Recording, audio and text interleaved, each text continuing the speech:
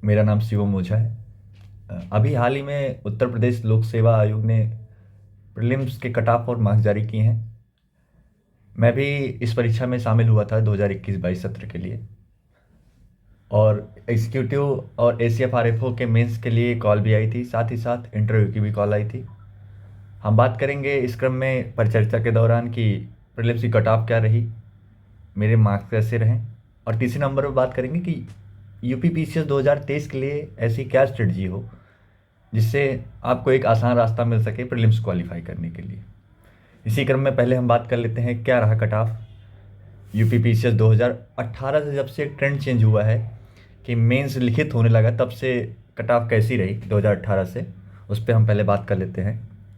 हम अनरिजर्व को केंद्र में रख के बात करेंगे और देखेंगे कि कैसे कट ऑफ गई है 2018 से। 2018 में अनरिजर्व को केंद्र में रख के हम बात कर रहे हैं, जैसा कि मैंने पहले बताया। 2018 में क्वेश्चन के तौर पर और नंबर के तौर पर देखेंगे। 2018 में नंबर 126 नंबर कट ऑफ गया था। क्वेश्चन के तौर पर देखा गया जाए तो ये 94 से 95 क्वेश्चन। 2019 में नंबर के तौर पर कट ऑफ गई थी 117, और क्वेश्चन के तौर पर 87 से 88 क्वेश्चन। 2020 में यही कट ऑफ डाउन होकर सबसे कम गई थी 110 नंबर, और क्वेश्चन के तौर पर 82 से 83 क्वेश्चन।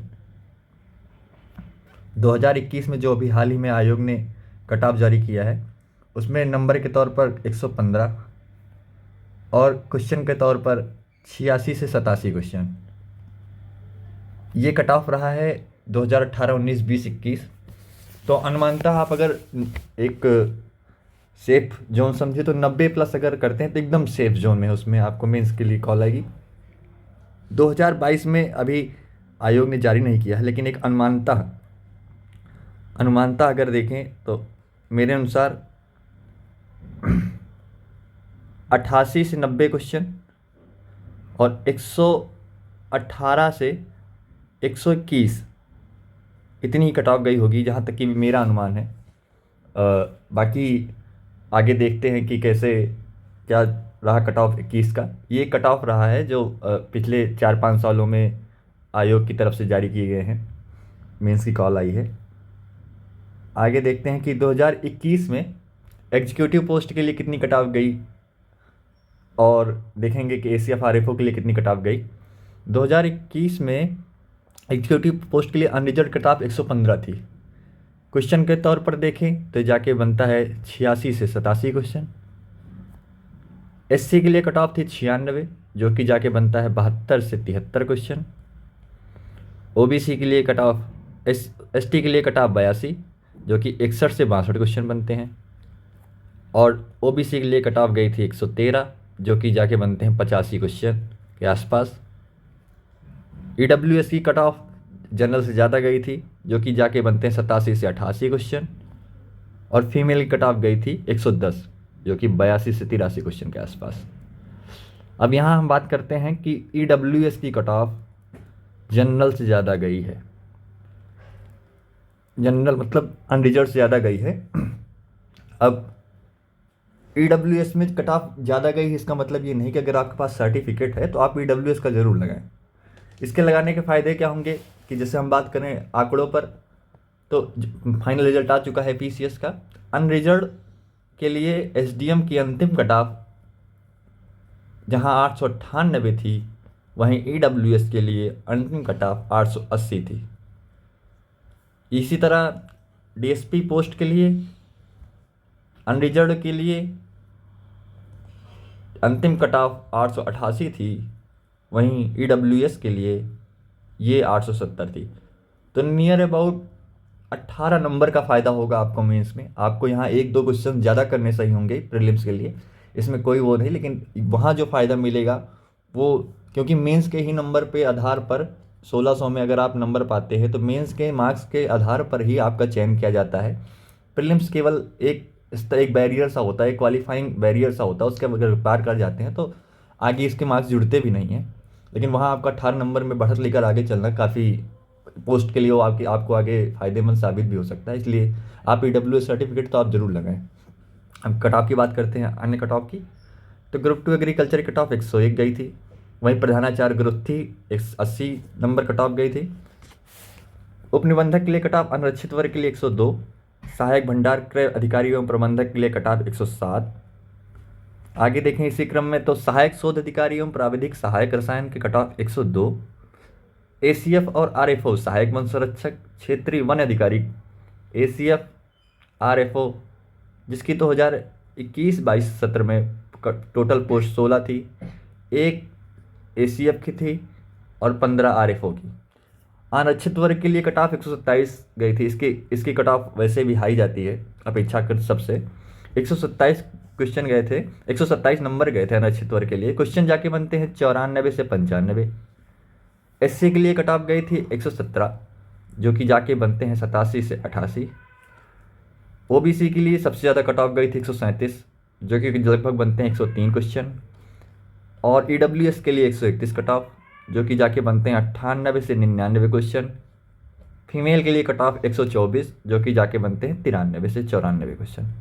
ये कट ऑफ रहा है ACF RFO के लिए, जो अलग अलग पोस्ट के लिए अलग अलग थी।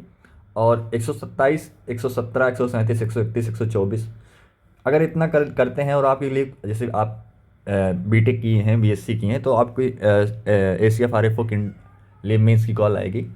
अब इसी क्रम में हम बात करते हैं अगला कि कैसा रहा मेरा रिजल्ट, कैसे रहे, कितने नंबर पाए मैंने प्रीलिम्स 2021-22 के लिए। और जैसा कि मैंने पहले ही बताया, मेरा नाम शिवम ओझा है। ये मेरा दूसरा प्रयास था और मैंने इसमें GS में 131 स्कोर किया है आउट ऑफ 200। GS में जैसे हम बात करें तो GS फर्स्ट पेपर में 200 नंबर का होता है, 200 मार्क्स के होते हैं, 150 प्रश्न होते हैं। एक प्रश्न 1.33 मार्क्स के होते हैं। अगर गलत करते हैं तो 1/3 मार्क्स काट लिए जाते हैं, जो कि 0.44 नंबर आपके कट कर लिए जाएंगे अगर आप एक क्वेश्चन गलत करते हैं। तो 200 में मैंने 131 नंबर पाए थे, जो कि एक अच्छा स्कोर है। और 115 नंबर अनरिजर्व कट ऑफ गई थी एग्जीक्यूटिव पोस्ट के लिए। वहीं 127 नंबर ACF RFO पोस्ट के लिए कट ऑफ गई थी। CSAT क्वालिफाइंग होता है, 200 नंबर का होता है। आप इसमें 66.67 नंबर पाने होते हैं। आराम से आप क्वालिफाई कर ले जाएंगे। अगर आपको थोड़ी हिंदी की समझ है, थोड़ी रीजनिंग, थोड़ी मैथ, एक सामान्य सा स्तर है, तो आप आराम से क्वालिफाई कर ले जाएंगे। ये मेरी मार्कशीट थी जो मैंने 2021-22 में नंबर पाए थे, उसके हैं। अब हम बात करते हैं इसी क्रम में कि ऐसा प्रीलिम्स की क्या स्ट्रेटजी हो कि आपको आसानी से क्वालिफाई करने में मदद मिले। तो प्रीलिम्स के लिए मैंने क्या किया था, जिसकी वजह से मेरे इतने नंबर है, आप भी कर सकते हैं वो एक आसान रास्ता। UPPCS 2023 को केंद्र में रख के हम बात करेंगे कि ऐसा क्या है। आपके पास लगभग 5 माह हैं, 140 से 150 दिन। इस स्तर पर अगर देखें तो शुरुआत करते हैं। तो पहले क्या किया जाए, मेरे हिसाब से सबसे पहला मूल मंत्र होता है PYQ। अगर आपके पास PYQ मतलब प्रीवियस ईयर क्वेश्चन पेपर, अगर आपके पास सब पब्लिकेशन नहीं पता तो पब्लिकेशन शिल्पी पब्लिकेशन करके आती है, शिल्पी पब्लिकेशन। इसके अलावा या जो भी कुछ हो, कोई पब्लिकेशन जिसमें 10+ पिछले 10+ सालों के क्वेश्चन पेपर हो, और उसमें आप देखेंगे ट्रेंड कैसा रहता है, क्वेश्चन आते कहते, क्योंकि PCS एक ट्रेंड फॉलो करता है। अगर आप वहाँ से कर लेते हैं तो आप एक बढ़त में रहेंगे। और हम मेरे हिसाब से पिछले 10 साल के क्वेश्चन पेपर जो स्टैटिक हैं, करंट छोड़ के, क्योंकि करंट बदलता रहता है, स्टैटिक पोर्शन आपको याद रहने चाहिए।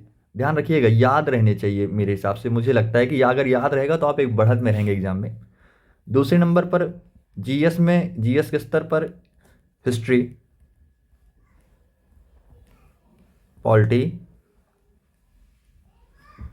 Geography,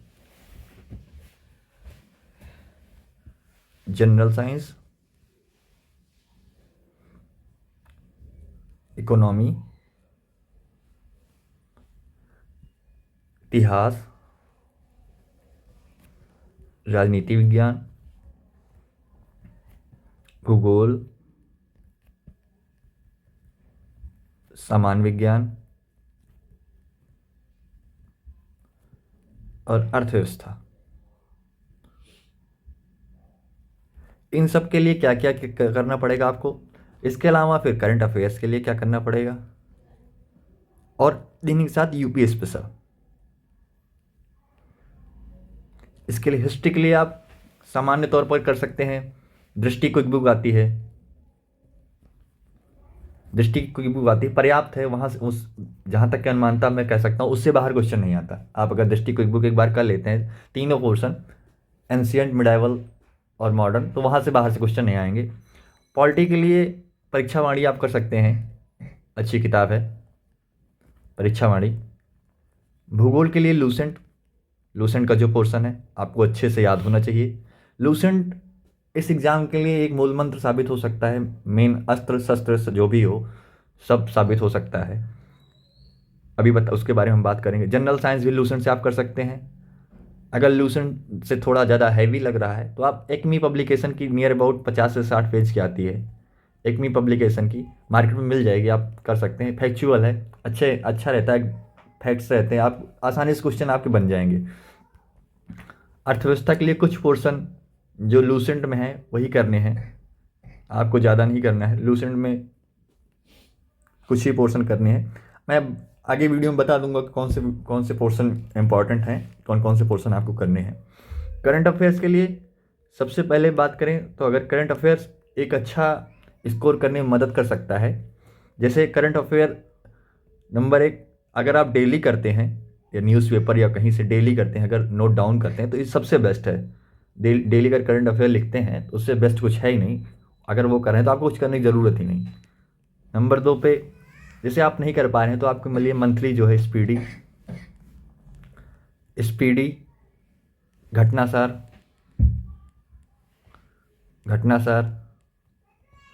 speedy घटनासार, Ghatnachakra,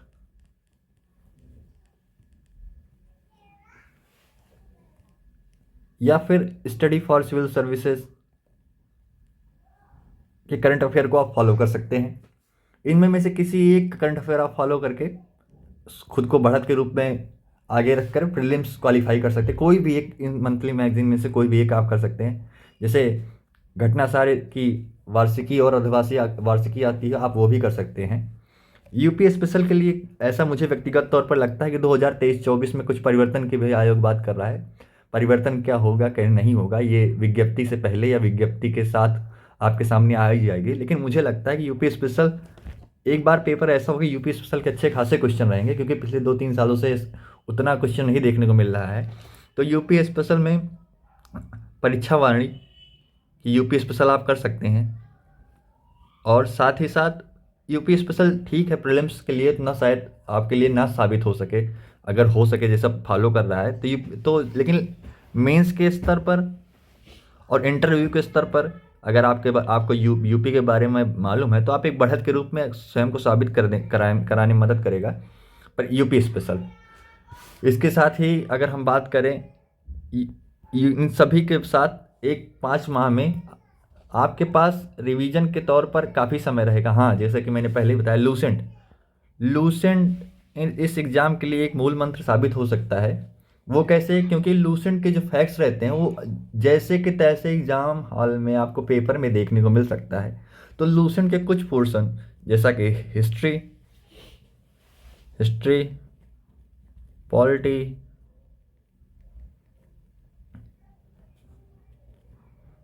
science,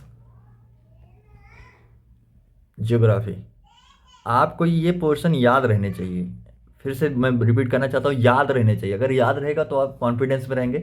exam hall में कॉन्फिडेंस का बहुत बड़ा गेम होता है। अगर कॉन्फिडेंस में आप रहेंगे तो आपके जो क्वेश्चन नहीं अभी आ रहे हैं तो आप दिमाग लगा के वो थोड़ा आप बढ़त हासिल कर सकते हैं। अगर ये आप कर लेते हैं जितनी चीज़ मैंने बताया तो आपके 90 प्लस जो कि 90 प्लस स्कोर जो कि आप एक सेफ जोन है आराम से आ सकता है। और मैं गारंटी भी ले सकता हूँ इन सब चीज़ों को करने के बाद कि आप कोई भी किसी भी मार्केट में टेस्ट को भी करेंगे तो वहाँ भी आप एक अच्छा स्कोर करेंगे। अगर आप एक और GS2 के लिए अगर आपको बैरियर सा लगता है, टफ सा लगता है, हम इसके लिए आगे बात कर लेंगे। आप मुझे कमेंट बॉक्स में बता सकते हैं। हम बता देंगे इसके लिए क्या करना है GS2 पेपर के लिए, अर्थात CSAT के लिए। ये रही मेरी स्ट्रेटजी जो कि मैंने 2021-22 में फॉलो किए थे और प्रीलिम्स क्वालिफाई किया, मेंस की भी कॉल आई, इंटरव्यू की भी कॉल आई। मेंस के लिए हम अलग वीडियो में बात कर लेंगे। अभी के लिए इतना ही। नमस्कार, धन्यवाद। और जो भी आपको इस वीडियो में कमी लगती है आप ज़रूर बताएं, और जो भी जैसा है आप शेयर करें। तब तक के लिए नमस्कार, धन्यवाद।